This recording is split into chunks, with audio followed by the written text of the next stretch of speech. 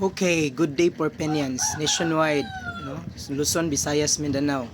So, we will discuss the provision, the rules and regulations of our 4 PMSI Data Abuloy program. Kung ano yung mga guide, no, ng mga member kung paano po yung mga uh, guidelines ng 4 PMSI Data program. So dito sa 4 PMSI Data program natin, our members, mayroon silang choice kung ano yung pipiliin nila na abuloy, no?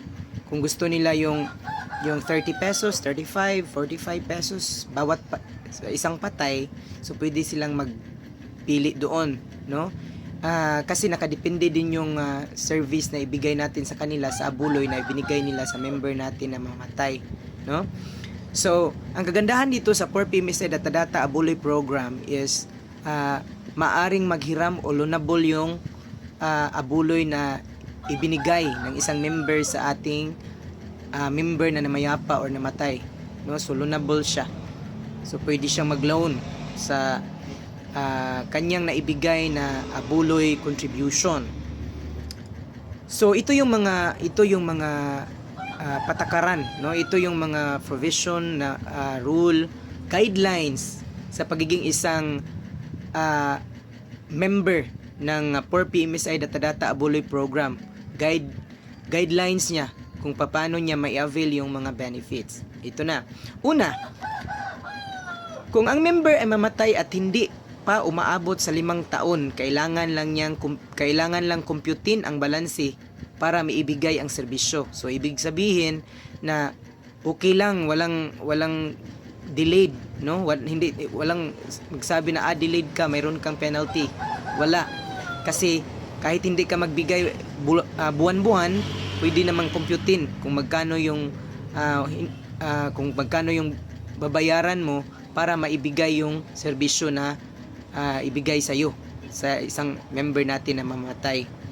Right? Pangalawa, kung ang member ay mamatay at may loan na dapat bayaran, kailangan lang bayaran ng beneficiary yung loan amount bago natin ibigay ang serbisyo na gagamitin sa isang member na namatay. So dapat bayaran muna ng beneficiary ang loan na ng isang member na namatay bago makuha yung serbisyo na ibigay natin sa kanya. Pangatlo, ang program na ito ay pwedeng magamit sa pamilya, ama, ina, anak na single. No, so halimbawa, pag ako ay isang member ng 4 PMSI Data Abuloy program,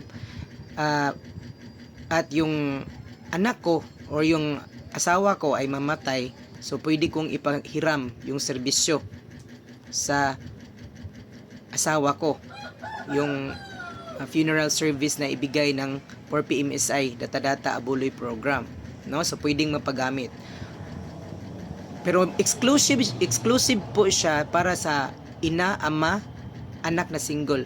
Pag halimbawa out of the family naman, halimbawa yung anak niya na nag-asawa na, yung ina niya, yung kapatid niya, so mayroon na rin corresponding na service charge.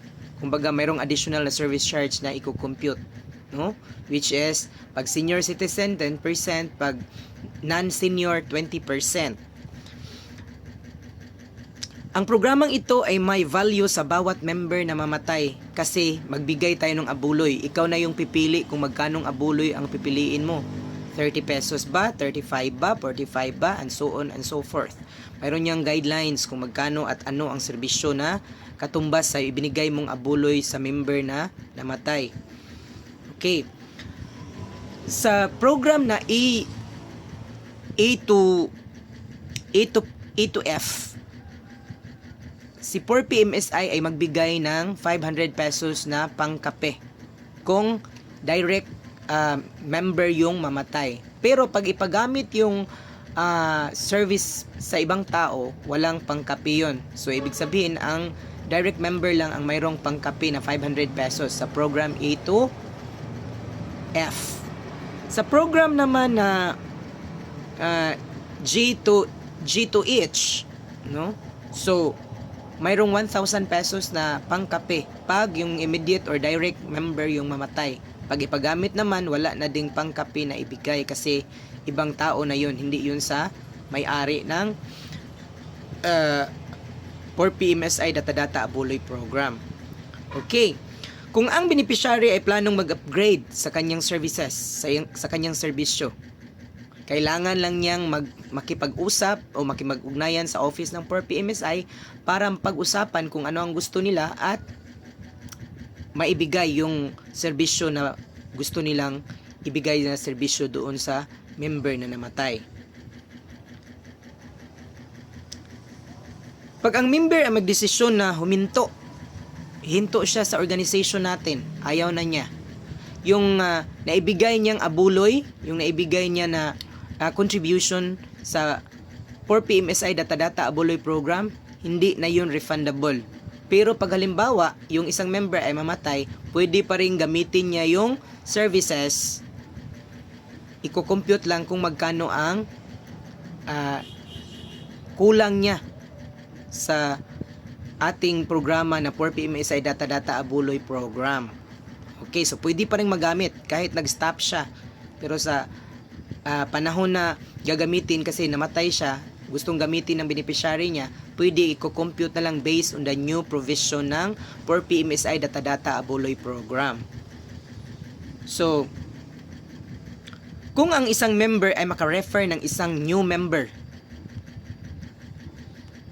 makapag-refer siya ng bagong member sa atin dito sa ating organization, mayroon siyang 10% na referral fee pagkatapos ng magbigay ng member sa loob ng 5 taon sa kanyang abuloy donation contribution. Or pwede rin pag-cash advance siya every time na magbigay yung isang member na nag-avail ng 4PMSI Data Abuloy Program o nagiging member ng ating 4PMSI Data Abuloy Program. Kung ang isang member naman ay makapag-refer ng isang patay, direct yun ha. So makapag-refer sa ating organization ng isang patay at yung 4PMSI ang mag-assist para mabigyan ng disinting lamay yung isang tao. So kung magkano yung pinili nilang service contract, mayroong 10% yung member na mag-refer sa atin. So sa lahat yan ng mga member ng 4PMSI Data Abuloy Program at saka 4PMSI Damayan Program. So lahat ng mga member pwedeng makabenepisyo pag maka-refer sila ng isang patay na dito nagpa-assist sa atin ng or kumuha ng serbisyo para makamura para matulungan din natin sila. No? So mayroon kang 10% sa total contract na pinili ng beneficiary kung anong service ang gusto nilang ipagamit sa member. So yun yung mga alituntunin, yun yung guidelines sa pagiging isang member ng 4PMSI Data Abuloy Program. So kailangan natin, lahat ng mga coordinators natin nationwide, lahat ng mga members natin na gusto pang malaman yung mga guidelines ng 4PMSI Data Abuloy Program, message lang kayo sa ating page or message lang kayo sa ating number sa 0927-745-9646 para mabigyan kayo ng guide kung paano yung isang member na gustong mag-avail ng 4PMSI Data Abuloy Program makapag-avail, kasi napakaganda nito kasi sa pagbigay mo lang ng abuloy donation contribution sa isang member na mamatay, mayroon ka ng free na services at saka discount of medical check-up, lifetime discount of laboratory, lifetime discount of medicine, and lifetime discount of all establishment partners of 4PMSI nationwide. So napakaganda at napakagaling talaga, no?